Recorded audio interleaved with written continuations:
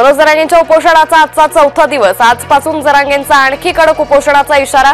आजपासून पाण्याविना जरांगेंचं आंदोलन।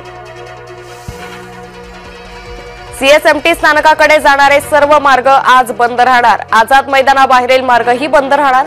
मराठा आंदोलनाच्या पार्श्वभूमीवर वाहतुकीत बदल करण्याचा निर्णय।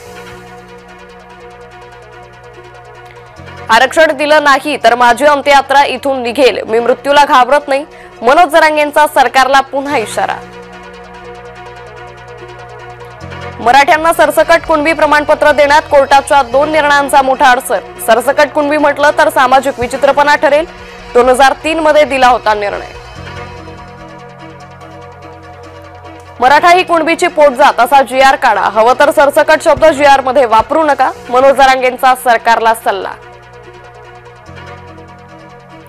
जरांगेंना भेटायला गेलेल्या सुप्रिया सुळेंच्या कारला आंदोलकांचा घेराव। शरद पवारांविरोधात जोरदार घोषणाबाजी।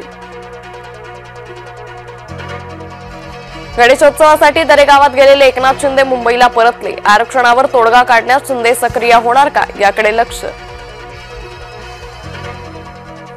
लालबागच्या राजाच्या दर्शनाला मोठी गर्दी, बाप्पाच्या दर्शनाला मोठी रांग।